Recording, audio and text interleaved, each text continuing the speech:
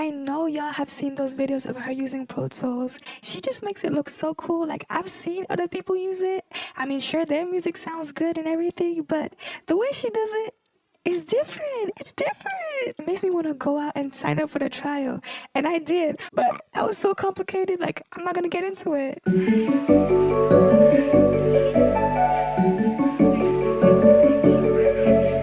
So I started out with the chords. I just really wanted a foundation for the plucks, which stood out more to me in this album.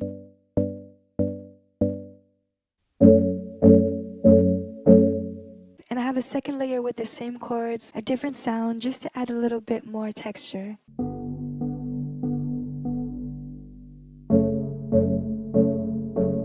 Okay, now that we have all of that out of the way, this is what I feel like really stood out to me with like the plucking type of sounds. I feel like they're prominent in a couple of songs, a little bit in the album positions too. In positions, they feel more clear. This time around, it feels like dreamy. It's like soft, like a lullaby. That's what I was thinking about. It's like going up scales, going up octave.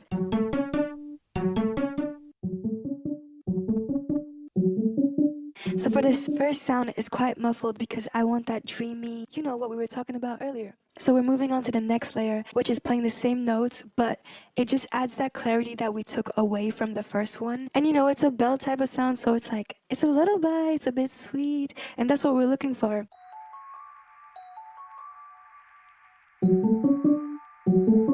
So sorry, somebody is brushing their teeth and they're making all type of crazy sounds right now. So for the third pluck, I'm still looking for it to be a slightly muffled, but I don't want it to be too muffled like the first one.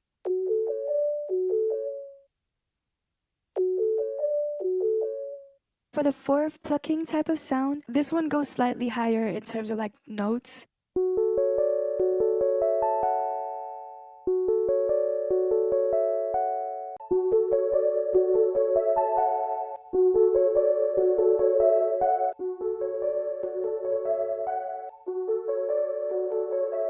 So at this point, it was getting really muddy. So I was like, oh, we need something like something bright. I don't know how to describe this, but it's noisy and it's like high pitched. Adds a little bit of clarity to the loop.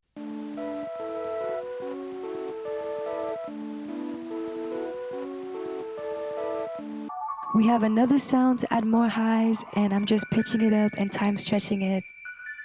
Okay, so now we're working on like a little bit of a different section, still using the elements of the first, but this would be like a build-up part in reference to the album. I guess it'll be like in Eternal Sunshine when she's like, now you got me feeling sorry, and I feel like the bass really makes this part. It's really just like a bass that holds a note.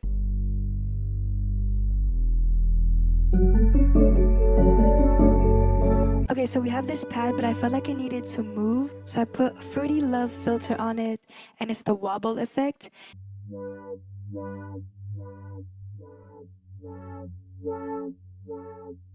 And I didn't like the wobble throughout all of it, so I just chopped up the parts that I wanted. We have one more pad, and it's playing the chords, and it already had some movement by itself, so I just really left it.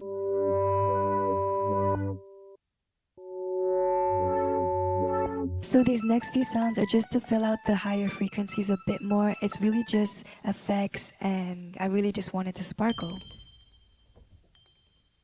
The album does have a couple of subtle voice memos, but I don't have a voice memo at the moment. So I just grabbed a sample, and I'm putting 2 EQs on it because I want it to sound really thin and tinny. So that's really it. But before you leave, can I get into my top 3? Like, coming in at number 3, we have Bye. That pre-chorus where she's like, and I pack my stuff, Courtney just put up in a I hope those are the lyrics, but that's definitely top 3. I just love the melodies on this album. I personally haven't heard any like catchy melodies in a minute, so this felt good to hear. Okay, these two, I go in between. They could both be number 1. I think because I haven't listened to it as much as number 1.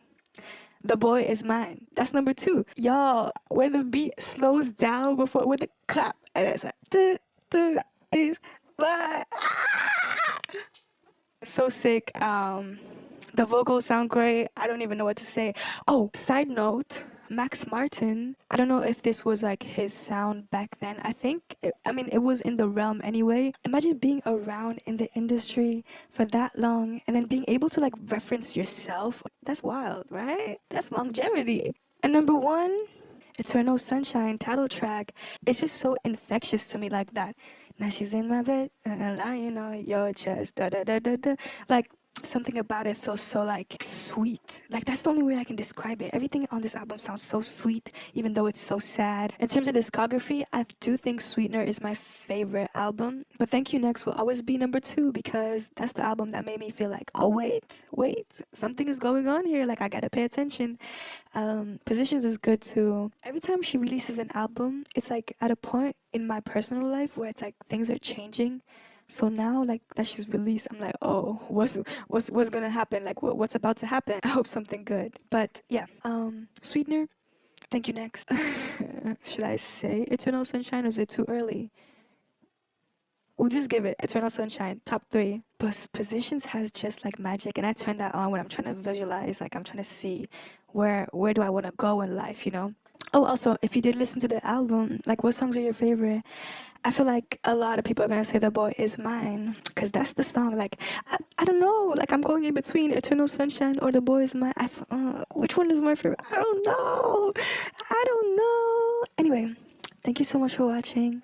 I'll see you in the next one.